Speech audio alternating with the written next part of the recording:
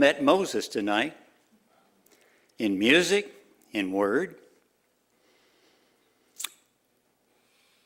The Bible calls Moses the world's greatest prophet. Deuteronomy 34 says there has not arisen a prophet since in Israel like Moses, whom the Lord knew face to face. In fact, not only was he the world's greatest prophet, he was the world's meekest man.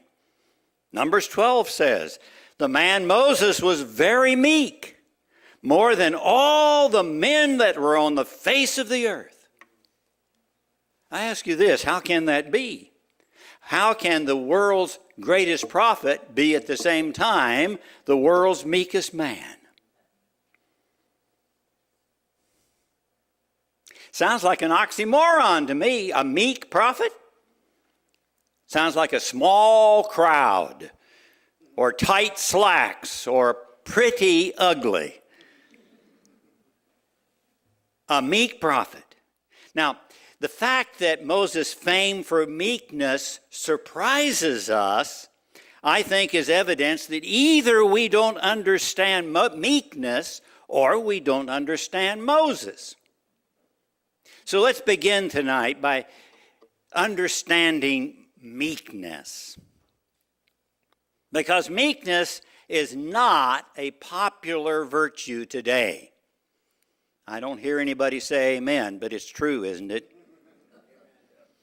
You know, if meekness was auctioned off along with other virtues like honesty and courage and loyalty, meekness would scarcely get a bid. I mean, what husband do you know would be flattered by being described as meek? What pulpit committee would place meekness as the virtue they were looking for in their new preacher? What politician would win the election who campaigned with this slogan, "Vote for Joe Blow, the meek candidate"? What nation would declare meekness as a sound foreign policy? Now, we believe that meekness is the same as weakness, I should say. That meekness and weakness are the same. Now, it appears to be the inability to stand up for oneself or others. And so the world's motto is, "Blessed are the strong, for they shall inherit the earth." Now, that bogus beatitude appears very practical and sensible. But if you look at it very closely, I think you'll see that it actually has a dismal record of failure. That kind of strength promises peace and prosperity, but delivers war and ruin. The poet William Story writes, "I sing the hymn of the conquered, who fell in the battle of life, the hymn of the wounded, the beaten, who died overwhelmed by the strife." Speak, history. Who are life's victors? Unroll thy long annals and say, are they those whom the world calls victors who won the success of the day? The martyrs or Nero? The Spartans who fell at Thermopylae's tryst, or the Persians and Xerxes? Pilate or Christ? Jesus says, "Blessed are the meek, for they shall inherit the earth." So who's right? Now, Jesus didn't make up that beatitude. He actually quoted it from the Hebrew Old Testament, from Psalm 37. And you might notice, if you were to read through Psalm 37, that the first 11 verses describe meekness. Fret not, trust, delight thyself, commit thy ways, rest in the Lord, wait patiently, cease from anger. These are the verbs of meekness. I wonder if anyone here would argue with me if I declared that this is something that our nation desperately needs today. The source of meekness is actually strength, not weakness or indifference or fear. Only the strong can afford to be meek. And in fact, the two meekest men in the Bible are also the two strongest, Moses and Christ. And Jesus, remember, was both the Lion of the tribe of Judah and the Lamb of God. He who was omnipotent said, I am meek and lowly of heart. And nobody laughed. Moses, likewise, was powerfully meek and meekly powerful. In the 7th chapter of Acts, we hear Stephen say, Moses was learned in all of the wisdom of the Egyptians. He was mighty in word and deed. Meek and mighty. You know, the world doesn't crucify, mild. We confuse meekness with mildness. An old song speaks of gentle Jesus, meek and mild. Meek, yes, of course he was meek. Mild? Never. The world does not crucify mild people. It ignores them. But friends, you could never ignore Jesus or Moses. There is a gentleness, of course, in meekness, but behind that gentleness is a mountain of strength under control. A.W. Tozer said, the meek man is not a human mouse afflicted with a sense of its own inferiority. Rather, he may be in his moral life as bold as a lion and as strong as Samson. But he has stopped being fooled about himself. He has accepted God's estimate of his own life. He knows that he is as weak and helpless as God has declared him to be. But, paradoxically, he also knows at the same time that in the sight of God, he is more important than the angels. He knows well that the world will never see him as God sees him, and he has stopped caring. Hudson Armerding said, I am persuaded that much of the confusion and conflict which besets the Christian church today is not due to great issues of theology. Instead, it is because brilliant leaders have not been willing to act with meekness. Instead, they have gained a following, and then to maintain this following, they have felt obliged to discredit those who would oppose them.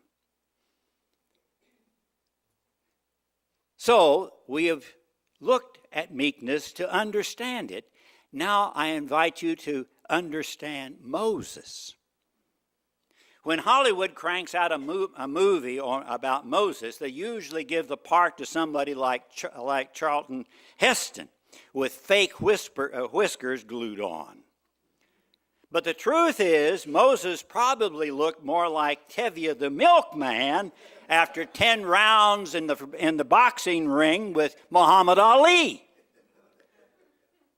You see, to understand this meek prophet, you must consider 4 ingredients in Moses' humble pie. The first of these ingredients will surprise you. It's anger. No one is born meek.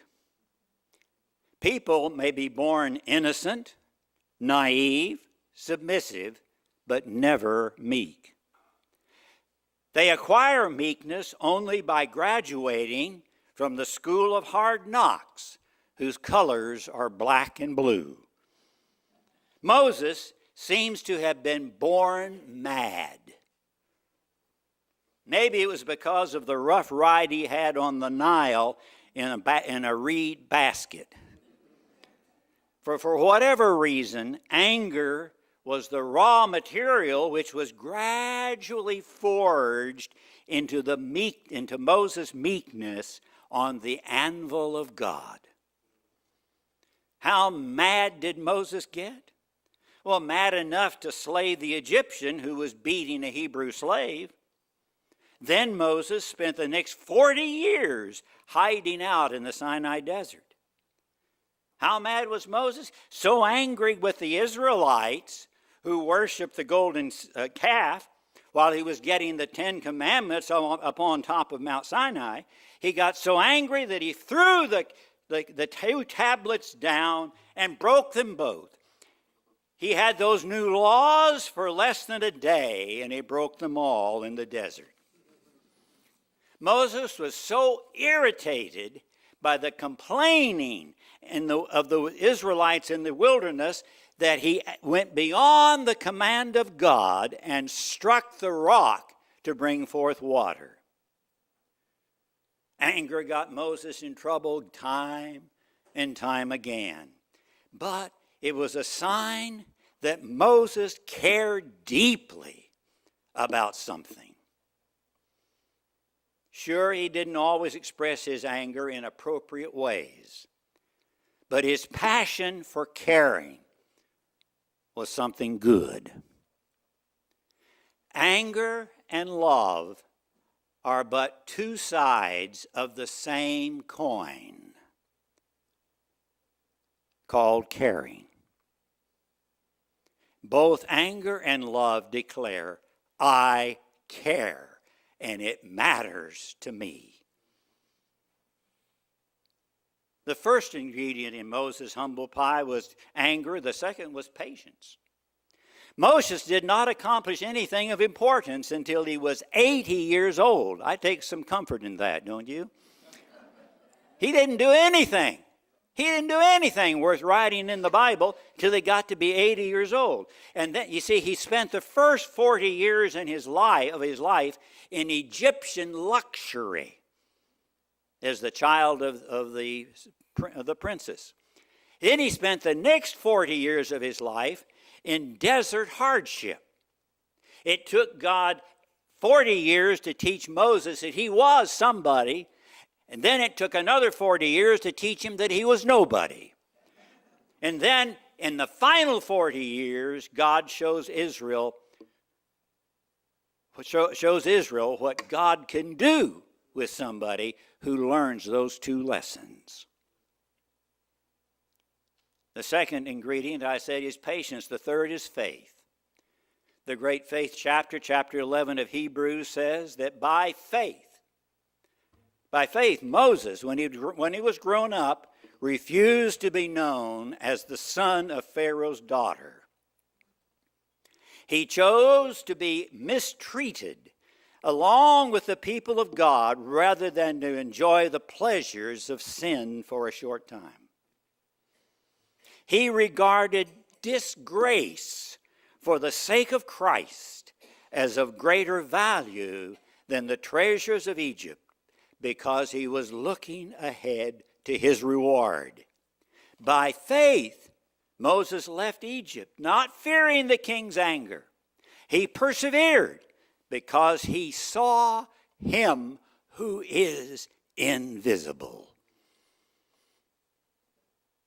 As Winston Churchill said, success is not final and failure is not fatal.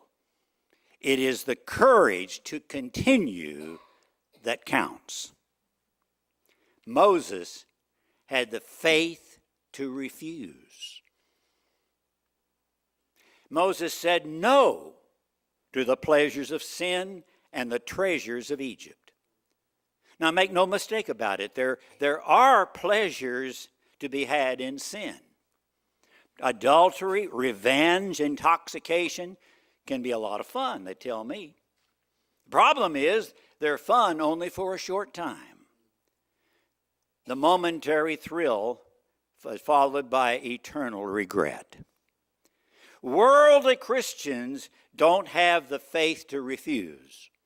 They want to say yes to Christ without saying no to worldly pleasures and sin.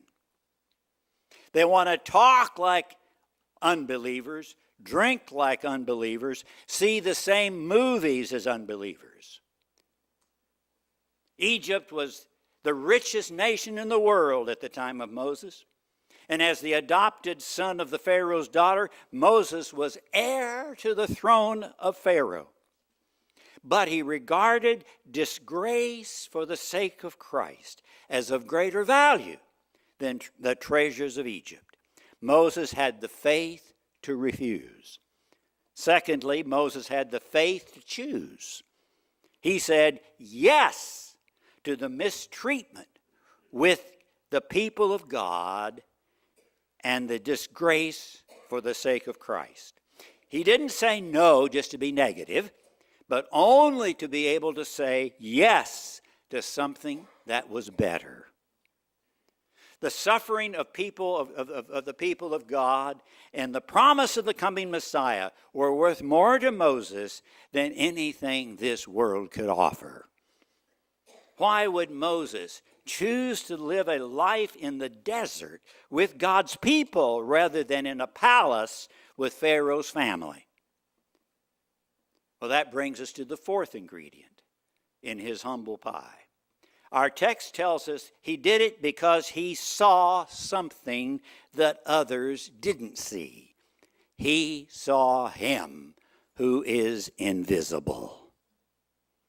The invisible God is actually more real, more permanent, more valuable than anything this material world prizes. And because there was within him one who was above him, Moses never yielded to that which was around him. He fixed his attention on his life, his goal in life, and he never ever looked back. People might yearn, his people, the people of Israel, might yearn for the cucumbers and garlic of Egypt, but never once did their leader, Moses.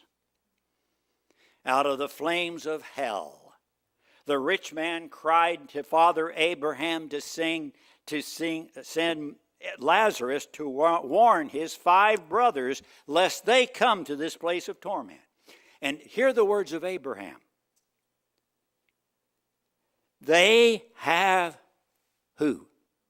Moses. They have Moses and the prophets. Let them listen to them. Are you listening?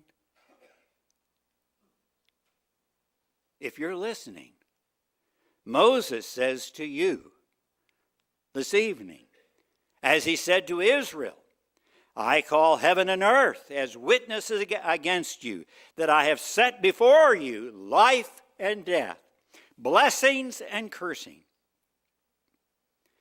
Now choose life, that you and your children may live. Frankly, I'd rather have Jesus than silver or gold, wouldn't you? I'd rather be his than have riches untold. I'd rather have Jesus than houses or lands, than to be held in his nail-pierced hands. Let's sing that hymn. It's number 5.